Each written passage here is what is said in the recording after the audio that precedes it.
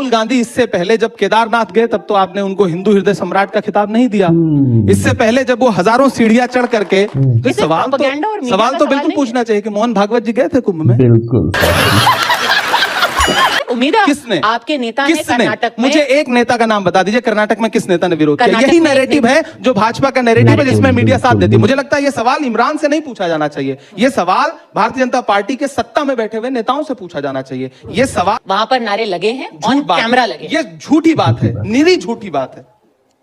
मैं पूरी जिम्मेदारी से बात कह रहा हूं। ये सवाल इमरान प्रतापगढ़ी पूछे इससे पहले मुझे लगता है कि लोकतंत्र का चौथा खंभा खड़ा हो, ये सवाल पूछना शुरू करें और विश्वास करें जिस दिन ये चौथा, क्या आप दूसरे धर्मों के प्रमुख त्योहारों पे ऐसा करने का साहस जुटा पाएंगे? अस्सलामुअलैकुम मेरे प्यारे व्यूअर्स, कैसे हैं आप सब? मैं उम्मीद कर रहा हूं आप सब अच्छे होंगे। जी हाँ दोस्तों, मैं भी बहुत अच्छा हूं, आप लोगों की दुआएं और अल्लाह ताला की मेहरबानी से। दोस्तों मैं हूं शाहनवाज अहमद इंडिया से। आज हम जिस वीडियो पर रिएक्शन करेंगे वो वीडियो गोदी कॉमेडी न्यूज चैनल से है। वीडियो का लिंक डिस्क्रिप्शन में है, आप चाहें तो चेकआउट कर सकते हैं। दोस्तों आज की वीडियो बेहद ही मजेदार होने वाली है। अब आप सोच रहे होंगे कि ऐसा क्या है इस वीडियो में जो इतना मजेदार होने वाली है। जी हाँ दोस्तों, आज की वीडियो में हम देखेंगे हमारे देश हिंदुस्तान के मशहूर शायर, मशहूर कवि और कांग्रेस के बेबाक नेता जो अपनी शायरी और अपने अंदाज से सरकार को हिला देने की ताकत रखते हैं। आप जब भी उन्हें किसी भी मंच पर सुने होंगे या देखे होंगे तो उनको वक्त और समय को अपने नज़्मों में पिरोकर गरीबों, मजलूमों और बेसहारों का आवाज बनते हुए देखे होंगे। यहाँ वो है हमारे भारत के बल्कि उत्तर प्रदेश के कांग्रेस सांसद इमरान प्रतापगढ़ी जी, जिन्होंने हमेशा अपने प्रोफेशन के माध्यम से देश में होने वाली नाइंसाफी और अन्यायों के खिलाफ आवाज बुलंद करते आए हैं। आज उनकी ही एक वीडियो पर हम और आप मिलकर रिएक्शन करेंगे, जिसमें गोदी मीडिया की कुछ तीखे सवालों का अपने तीखे और शायराना अंदाज में जवाब दिया है और गोदी मीडिया को चुप होने पर मजबूर कर दिया है। कल तक जब इमरान प्रतापगढ़ी जी एक शायर हुआ करते थे, तब भी सरकार के गलत नीतियों का अपने शायरी और अपने कविताओं के मंच से मुखालिफत किया करते थे। आज तो वो कांग्रेस के राज्यसभा सांसद हैं। आइए देखते हैं किस तरह से गोदी मीडिया के एंकर को अपने मुखर जवाबों से पानी पानी कर दिया। गोदी मीडिया के एंकर अपने ही सवालों में उलझते चले जाते हैं और गोदी मीडिया के एंकर कुछ समझ पाते उससे पहले ही महफिल लूट ले जाते हैं शायर साहब। तो चलिए पहले हम इस वीडियो को देख लेते हैं, फिर इस वीडियो पर विस्तार से बातें करेंगे वीडियो के लास्ट में।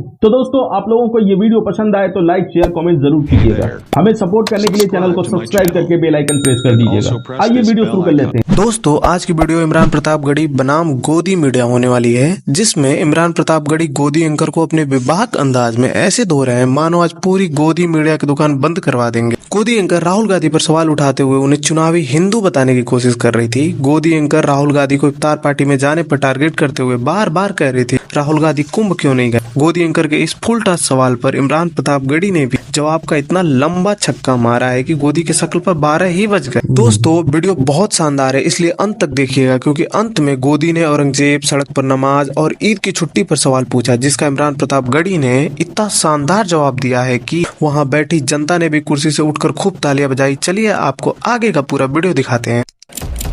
तो जो इल्जाम लगा करके राजनीतिक फायदा भारतीय जनता पार्टी उठाना चाहती है, उस खेल में मीडिया क्यों फंसता है? मुझे लगता है मीडिया को तो क्लियरिटी लानी चाहिए, मीडिया को तो खुल के बताना चाहिए कि भारतीय जनता पार्टी का प्रोपेगेंडा है। फायदा तो कांग्रेस भी उठाती है ना, तो शाहीन बाग में ही आपको सामने क्यों करती है? कुंभ में तो वो आपका चेहरा सामने नहीं लाती। नहीं, कब हमको कांग्रेस पार्टी ने कब आगे किया शाहीन बाग में? नहीं, जब भी कोई ऐसे मुद्दे होते हैं, वक्फ के मुद्दे होते हैं, शाहीन बाग के आंदोलन में पद्मजा जी आप सबसे मुखर आवाज यहाँ देखिए, यहाँ होता क्या है ना, आपकी पार्टी नहीं करती है, मीडिया ढूंढती है। मुझे भी हैरत होती है कि इमरान प्रतापगढ़ी यहाँ बैठे हैं तो मुझसे इस पे बात नहीं होगी कि मैंने पिछले 3 साल में देश की राज्यसभा में कौन कौन से विषयों पे बात की। मुझसे बात होगी कि इमरान प्रतापगढ़ी आप तो मुस्लिम फेस हैं, इमरान प्रतापगढ़ी आप तो शाहीन बाग में खड़े थे। मैं इलाहाबाद विश्वविद्यालय का पढ़ा हूं, मैं संगम के किनारे पला बढ़ा हूं, मुझसे ज्यादा कुंभ शायद किसी ने देखे हो। तो मैं तो इलाहाबाद की मिट्टी का हूं, मैंने कुंभ को बसते हुए देखा है उस मेले को। और हम सारे लोग वहां, आज राजनीति हो रही है, वरना इससे पहले तो जितनी बार भी कुंभ का मेला लगता रहा है, क्या हिंदू, क्या मुसलमान, क्या सिख, क्या ईसाई, इलाहाबाद में रहने वाला हर व्यक्ति उसे अपना मेला समझता रहा। और इस बार भी तमाम नफरतें उस वक्त हारी कि जब सारी व्यवस्था जो है वो चौपट हो गई, लोग परेशान रहे। भगदड़ के बाद देखिए मस्जिदों के दरवाजे खुले, कौन हिंदू था कौन मुसलमान था, सबने एक दूसरे के लिए अपने दिल खोल दिए। तो हिंदू मुसलमान तो रह ही नहीं गया वहां पर। ये तो जबरदस्ती का बनाया हुआ एक नैरेटिव है जो भारतीय जनता पार्टी को सूट करता है, सरकारों को सूट करता है। लेकिन ये बात भी सच है कि कांग्रेस, आपको लगता नहीं है कि जैसे आपने कुंभ की बात कर ली और आपने कहा कि क्यों ये एक गलत धारणा बनाती है, ये सब मीडिया की गलती है। सर सॉरी टू से, पिछले हफ्ते आपने इफ्तार की पार्टी रखी, वहां राहुल गांधी जी गए और क्या तुलना की गई? 1.5 महीना कुंभ चला, नहीं गए ना वो। इफ्तार पार्टी में गए, तुलना किसने की? सभी एक आम जनमानस भी से सवाल क्यों पूछ रहा किया है। तुलना? इसलिए तुलना की। राहुल गांधी इससे पहले जब केदारनाथ गए तब तो आपने उनको हिंदू हृदय सम्राट का खिताब नहीं दिया। इससे पहले जब वो हजारों सीढ़ियां चढ़ करके वैष्णो देवी जी के दर्शन करने गए तब किसी ने उनको हिंदू हृदय सम्राट का खिताब नहीं दिया। आज जो इमरान प्रतापगढ़ी के घर पे इफ्तार करने चले आए तो आपने तुलना करनी शुरू कर दी। क्यों की?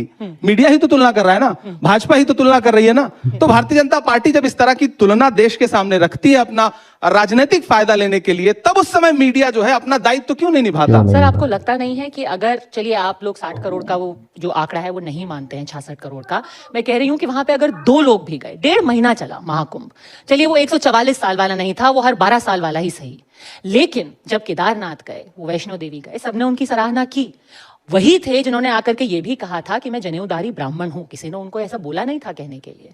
लेकिन अब अगर 1.5 महीना कुंभ का रुख नहीं कर पाते हैं और कोई नेता ये बोल देता है कि कुंभ में जाकर के गरीबी नहीं मिटती, और फिर इफ्तार के मौके पर 1 हफ्ते में 2-2 3-3 इफ्तार आपके नेता जाते हैं, तो आम आदमी, मैं कह रही हूं वो 2 आदमी जो उस दिन प्रयागराज में थे, वो भी सवाल तो पूछेंगे ना। तो सवाल तो बिल्कुल पूछना चाहिए कि मोहन भागवत जी गए थे कुंभ में? बिल्कुल।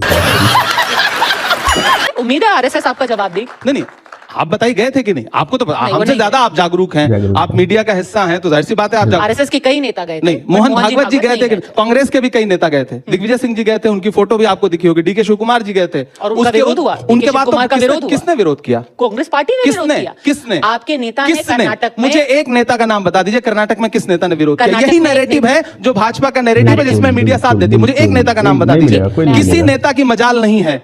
मैं इमरान प्रतापगढ़ी हूं, मेरी बात सुनिए, मैं इमरान प्रतापगढ़ी हूं, मैं अफ्तार करूंगा, मैं नमाज पढ़ने जाऊंगा, मैं उम्रा करने जाऊंगा, मैं हज करने जाऊंगा, कांग्रेस पार्टी का कोई नेता मेरा विरोध नहीं करेगा। कोई केदारनाथ जाए, कोई वैष्णो देवी के पास जाए, कोई गंगा में स्नान करने जाए, किसने आज तक, कौन विरोध करता है? कैसी बात? यही तो सबसे बड़ा झूठ है जो परोसा जाता है। डीके शिव कुमार जी का किसने विरोध किया? बड़े गर्व के साथ उन्होंने स्नान किया, उनकी तस्वीरें देश के सामने आई। दिग्विजय सिंह, जिस पर भारतीय जनता पार्टी क्या क्या आरोप नहीं लगाती, वो गए, उन्होंने स्नान किया। मुझे बताइए, नीतीश कुमार जी गए थे?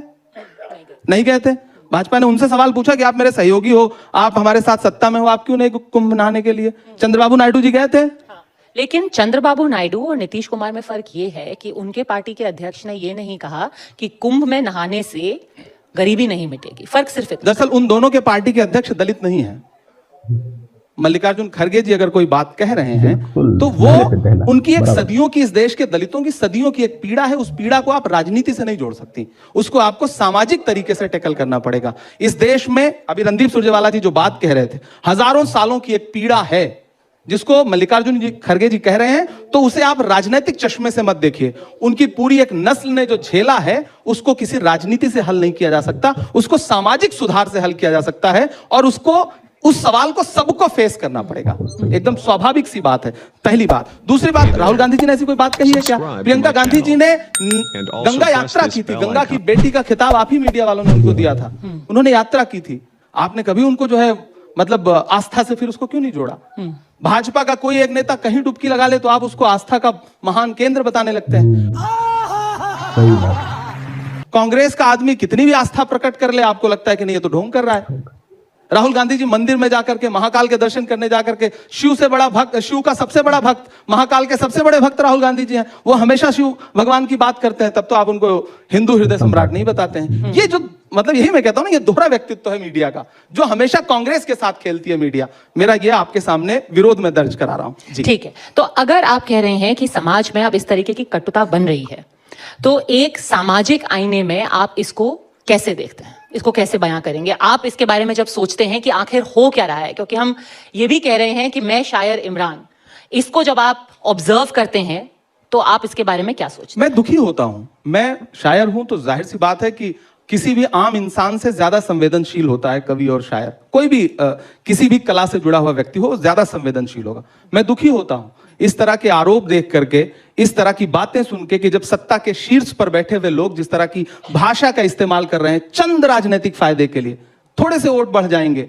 जिस तरह की भाषा का इस्तेमाल कर रहे हैं वो शर्मनाक है और वो आने वाली पीढ़ी को बहुत नुकसान देगी। इस बात सत्ता पे जब आप बैठते हैं तो आप किसी धर्म के नहीं रह जाते हैं। जब मैं देश के संविधान की शपथ लेता हूं देश की संसद में खड़ा होकर के, तो मैं भले ही मुसलमान हूं, लेकिन जब मैं राजतंत्र मेरे हाथ में आएगा तो उस वक्त मेरा दायित्व होगा कि क्या हिंदू, क्या मुसलमान, क्या सिख, क्या ईसाई, क्या दलित, क्या बौद्ध, क्या पारसी, क्या किसी भी धर्म का हो, किसी भी समाज का हो, मेरे लिए समान है। मैं उसके लिए, मैं अपनी व्यक्तिगत आस्था में किसी चीज को चुन सकता हूं, लेकिन देश का कोई धर्म नहीं है। देश का सिर्फ एक धर्म है, डॉक्टर बाबा साहब अंबेडकर की लिखी हुई किताब देश संविधान से चलेगा, जिसकी बात राहुल गांधी जी करते हैं। तो इसे धर्म के चश्मे से ना देखिए, बिल्कुल मत देखिए। मैं पूरे देश से यह कहना चाहता हूं। आज जब रमजान के महीने में और होली के आसपास जब बात हुई थी गुजिया और सेवइयों की, क्यों लगता है आपको ऐसा माहौल क्यों बना है? बनाया गया, और इसको बनाया गया, बदला कैसे जा सकता? बनाया गया है। विक्रांत भाई हैं आपके संवाददाता हैं, वो मेरे यहाँ सेवई खाते हैं, मुझे बुलाते नहीं, वरना मैं इनके यहाँ गुजिया भी खाने जाऊंगा। ये बुलाएं मुझे, मैं बिल्कुल खाऊंगा। ये तो बनाया गया है ना, ये तो सत्ता को फायदा दे रहा है, इसलिए सत्ता के इशारे पर उनके अपने लोग इस तरह की भाषा बोल रहे हैं। और अफसोस यह है कि अब अधिकारी भी वो भाषा बोलने लगे जो राजनेता बोलते थे, और उन पे कोई अंकुश नहीं लगाया जा रहा है। इस देश के संविधान को हर दिन कमजोर किया जा रहा है। नई पीढ़ी को इस तरह के बयान सुन के हो सकता है कि कहीं थोड़ा सा रोमांच आता हो, लेकिन वर्दी का कोई धर्म नहीं होता है। वर्दी का सिर्फ एक धर्म है, देश में एकता, अखंडता, उसकी एकजुटता, संविधान के प्रति संकल्प, सिर्फ एक धर्म है वर्दी का। अगर कोई अधिकारी उसका पालन नहीं कर रहा है तो उसके खिलाफ सरकार क्या कार्रवाई कर रही है, सरकार बताए। मुझे लगता है यह सवाल इमरान से नहीं पूछा जाना चाहिए, यह सवाल भारतीय जनता पार्टी के सत्ता में बैठे हुए नेताओं से पूछा जाना चाहिए, यह सवाल जगत प्रकाश नड्डा जी से पूछा जाना चाहिए। अगर अभी वो सीओ संभल के अनुज चौधरी आपको सुन रहे हैं, आप क्या बोलेंगे उनको? नहीं, मैं उनको कुछ नहीं बोलूंगा, मैं तो नड्डा जी से कहूंगा, मोदी जी से कहूंगा। क्या कहें? मुझे पता है वो तो छोटे से मोहरे हैं, कोई भी अधिकारी छोटा सा मोहरा है। वो एक दिन लखनऊ से फोन चला जाए, उसके बाद वो आपको लगता है कुछ बोलेगा? वो नहीं बोलेगा। लखनऊ से फोन नहीं जा रहा है, बल्कि संबल दिया जा रहा है, ताकत दी जा रही है। और फिर मुझे लगता है कि जिस दिन दिल्ली से फोन चला जाए लखनऊ, तो फिर लखनऊ फोन कर देगा उसको। ये कब होगा? मैं इसी बात को तो देश की संसद में हर बार उठाता हूं कि ये जो भाषा बोली जा रही है देश में, ये बुलवाई जा रही है। ऐसे ही नहीं, इससे पहले भी तो ईद आती थी, इससे पहले भी तो होली आती थी, इससे पहले भी तो अलविदा होता था, जुमे की नमाज होती थी। इससे पहले कोई अधिकारी इस तरह की भाषा क्यों नहीं बोलता था? और अगर आज बोल रहा है तो उसका जिम्मेदार कौन है? जिम्मेदारी क्या दोनों तरफ की नहीं होती है? क्योंकि कहते हैं कि ताली एक हाथ से नहीं बजती। अगर आप कह रहे हैं कि माहौल खराब हो रहा है, माहौल तो तब भी खराब होता है अगर कोई औरंगजेब का महिमा मंडन करने लगता है। और आप कह रहे हैं कि ठीक है, ये डिस्ट्रैक्शन है, मीडिया की गलती है। मीडिया तो किसी के मुंह में उंगली डाल करके नहीं कह रही है कि आप औरंगजेब को कहिए कि वो बहुत महान नेता थे, बहुत महान नायक थे, या कोई ये भी नहीं कह रहा। सर, मैं जिम्मेदारी से ये कहना चाहती हूँ। कौन बता रहा है महान? मैं जानना चाहता हूँ। अबू आजमी ने क्या बताया? अबू आजमी ने क्या बताया? उन्होंने कहा कि वो भी एक महान नायक, उनका एग्जैक्ट अगर वर्ड मैं याद करूं, उन्होंने कहा कि औरंगजेब भी उनकी अपनी जगह है इतिहास में। हर व्यक्ति वाकपटु नहीं होता, हर व्यक्ति वाकपटु नहीं होता। बहुत सारे नेता ऐसे हैं जो बोलना कुछ और चाहते हैं, भाषा में वाकपटुता नहीं होती, कुछ और निकल जाता है, मीडिया उसको कुछ और बता के पेश करता है, भाजपा उसको कुछ और बता करके देश के सामने रख देती है। इस देश में नायक महात्मा गांधी हैं, पंडित जवाहरलाल नेहरू हैं, सरदार वल्लभ भाई पटेल हैं, मौलाना आजाद हैं, जिन लोगों ने, डॉक्टर बाबा साहब अंबेडकर हैं। इस देश को जब मुझसे पूछा जाए तो मैं ये कहूंगा कि इस देश को जिन लोगों ने लोकतंत्र दिलाने में, संविधान दिलाने में रत्ती भर भी मदद की है, वो सब इस देश के नायक हैं। पर और बाकी कोई नायक नहीं है। पर अबू आजमी अब जबरदस्ती के नायक ढूंढ करके, खलनायक ढूंढ करके, राजेश रेड्डी का एक शेर है कि नई लाशें बिछाने के लिए गड़े मुर्दे उखाड़े जा रहे हैं। ये गड़े मुर्दे उखाड़ना बंद करिए। कौन उखाड़ रहा है? आप सोचिए ना, इसके पीछे फायदा किसको है? 300 साल पुराना, 400 साल पुराना इतिहास बताइए। अभी कहिए कि 1857 में जब अंग्रेज जो है वो गोलियां मार रहे थे, उन पे बात कर लीजिए तो बात नहीं करेंगे। जलियांवाला बाग पे बात कर लीजिए तो उस पे बात नहीं करेंगे। यहां जाकर के कोई एक बोर्ड लगा होगा तो उस पे कालिक पोत देंगे। मुझे क्रेडिट नहीं चाहिए। लेकिन इसी दिल्ली में बहुत सारे अंग्रेजों से जुड़े हुए स्मारक हैं, उनकी यादें हैं, उस पे एक शब्द नहीं बोलेंगे।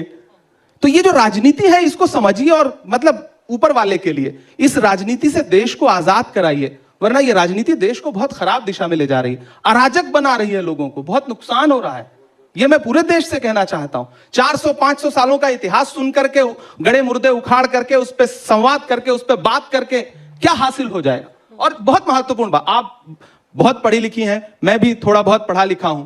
हम इतिहास को कैसे समझें, किताबों से समझें या व्हाट्सएप यूनिवर्सिटी पे जो भाजपा का आईटी सेल भेज रहा है उसको सत्य माने? मैं यहां बैठ के टीवी 9 पे पूछना चाहता हूं। नहीं, हमें सिर्फ तथ्यों पे जाना चाहिए। तथ्यों पे जाना चाहिए। सिर्फ तथ्यों पे। तथ्य पढ़िए, हमसे कुछ पूछने के बजाय कि कौन नायक था, कौन खलनायक था। आप खुद इतिहास में ढूंढिए ना कि किसकी क्या स्थिति थी, किसके बारे में क्या लिखा है। इस पे नेताओं से आप बुलवाओगे, भारतीय जनता पार्टी फिर उस पर काउंटर करेगी। वो जैसे मुर्गा लड़ाने वाला खेल चल रहा है, फायदा कोई और उठा रहा है। मैं इस पूरे खेल के खिलाफ हूं। दरअसल मैं चूंकि शायर भी हूं, नेता बाद में हूं, तो मैं इस पूरे खेल को मैं अभी सवाल जब पूछ रहे थे विक्रांत जी रणदीप सुरजेवाला जी से, तो मैं उस समय सदन में मौजूद था जब ये सब हो रहा था। जब वो बोल रहे थे रामजीलाल सुमन जी, तो सत्ता पक्ष के सारे लोग चुपचाप बैठे थे। फिर थोड़ी देर बाद उनको याद आया कि इस पे तो फायदा उठाया जा सकता है राजनीति। फिर राजनीति शुरू हुई। नहीं, किसको याद तो आया? राजनीति रामजीलाल सुमन को नहीं याद आया कि राजनीति मुझे दोनों को नहीं याद आया, दोनों को नहीं याद आया। ना रामजीलाल सुमन जी को उस समय याद था, ना भाजपा को याद था। मैं तो बैठा था ना, हम तो तटस्थ थे, हम तो तीसरी तरफ थे। तो गलती इसमें किसकी है? अब जिसकी आप गलती निकाल दें। नहीं, आप तो मौजूद नहीं, हम थे, कह रहे हैं, नहीं, मैंने कहा ना, आप जिसकी गलती चाहे उसकी गलती निकाल दें। नहीं, जो लेकिन राणा सांगा को गद्दार बोले। अल्टीमेट मेरी बात सुनिए। मैंने कहा ना, मैंने मीडियल हिस्ट्री पढ़ी है, मैंने एंशिएंट हिस्ट्री पढ़ी है, मैंने मॉडर्न हिस्ट्री पढ़ी है। मैं पढ़ा लिखा व्यक्ति हूं। मैं तो कह रहा हूं ना, मैं तो देश से पूछना चाहता हूं। मैं इतिहास की किताबों से पढ़ूं, इतिहास की किताबों में जो लिखा है उससे उस पे बात करूं, या जो व्हाट्सएप यूनिवर्सिटी पे और फेसबुक पे रोज पढ़ाया जा रहा है उस पे बात करूं। नहीं, बिल्कुल इतिहास की किताबों पे बात करें। इसीलिए क्यों? मीडिया में मौजूद हर व्यक्ति पढ़ा लिखा है, भारतीय जनता पार्टी का भी हर नेता पढ़ा लिखा है, ज्यादातर तो पढ़े ही लिखे हैं। तो वो क्यों नहीं उन किताबों को उठा के पढ़ते? और फिर रणदीप जी ने बहुत अच्छी बात की, मैं बार बार उनको कोट कर रहा हूं कि आप सवाल ना करो किसी अच्छे विषय पे, इसलिए उठा के लाएंगे। आप पूछोगे कि भैया इसी देश में 100 रुपए किलो टमाटर कैसे बिक रहा है, तो बोलेंगे औरंगजेब क्रूर था या अन्यायी था। मानते हो कि नहीं मानते हो? अरे बिल्कुल मानते हैं भाई, पूरा देश मानता है। तो इसमें सवाल कहां से बनता है? हर राजा जो सत्ता के विस्तार के लिए लड़ रहा था, उस सब अपने समय में उसने क्रूरता दिखाई, कोई भी राजा रहा।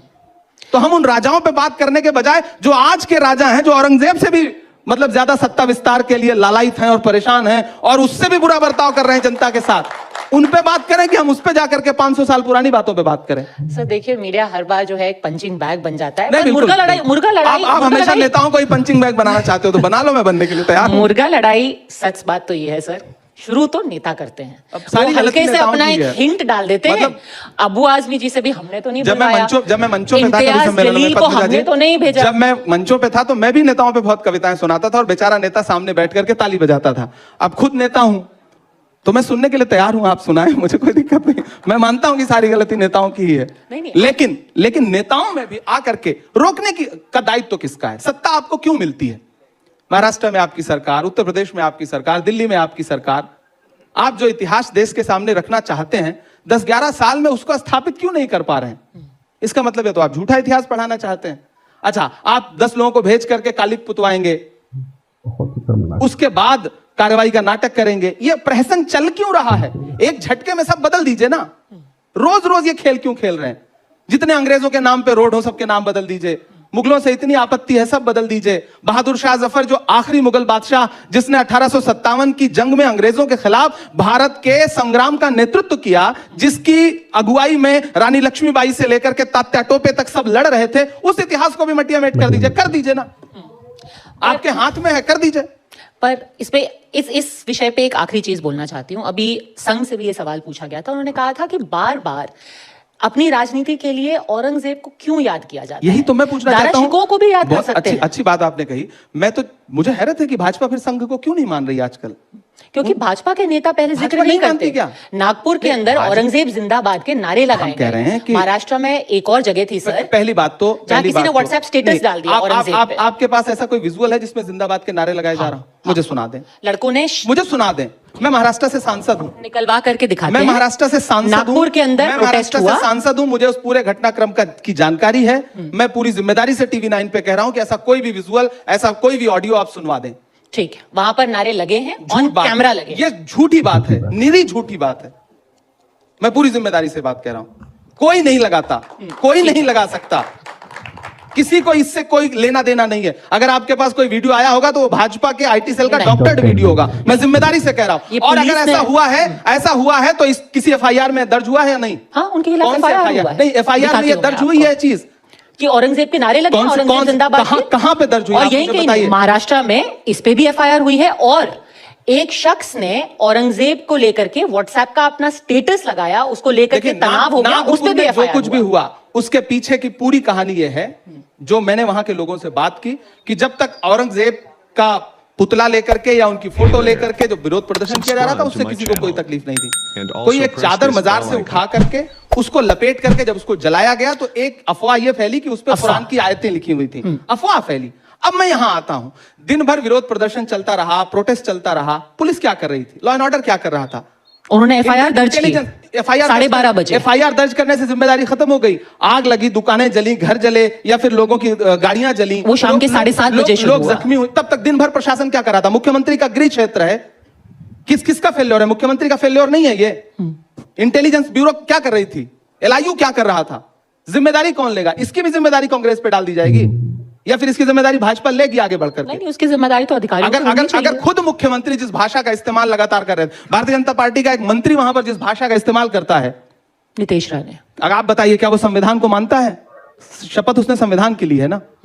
और वो किसी धर्म विशेष के खिलाफ, किसी वर्ग विशेष के खिलाफ अगर मतलब बहुत ही अपशब्दों का प्रयोग करती हुई टिप्पणियां करता है तो पूरी भाजपा सो रही है, मुख्यमंत्री सो रहे हैं, प्रधानमंत्री जी सुनते नहीं हैं इन बातों को। और अगर सुनते हैं तो ऐसे लोगों पे लगाम क्यों नहीं लगाते हैं? सवाल है या नहीं?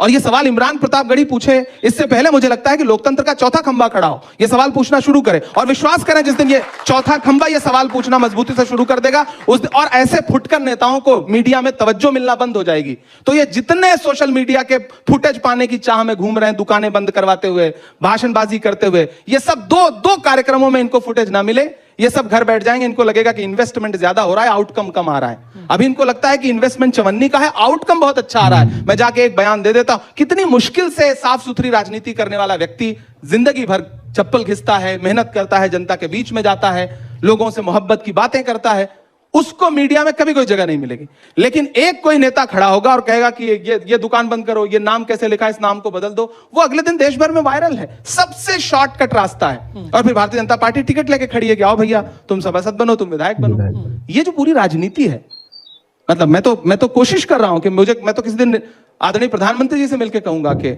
आप कतर के अमीर को बुला करके गले लगाते हैं, शेख तमीम को, आप सऊदी के क्राउन प्रिंस सलमान को गले से लगाते हैं, आप शेख हसीना की मेहमान नवाजी करते हैं प्रोटोकॉल तोड़ के। इस देश में जो कुछ घट रहा है उसको क्यों नहीं देख रहे हैं आप? देखिए, उस पर बात करिए। इतिहास आपको याद रखेगा अगर आप ऐसा कुछ बेहतर कर पाए तो। मैं हर मुद्दे पे बात कर रहा हूं। मैं बिल्कीस के लिए भी आवाज उठा रहा हूं तो हाथरस की बिटिया के लिए भी आवाज उठा रहा हूं। मैं किसानों के लिए आवाज उठा रहा हूं तो सीधी में प्रवेश शुक्ला ने जिस आदिवासी युवक के चेहरे पर पेशाब की थी भाजपा के नेता ने, मैं उसके लिए भी संसद में आवाज उठा रहा हूं।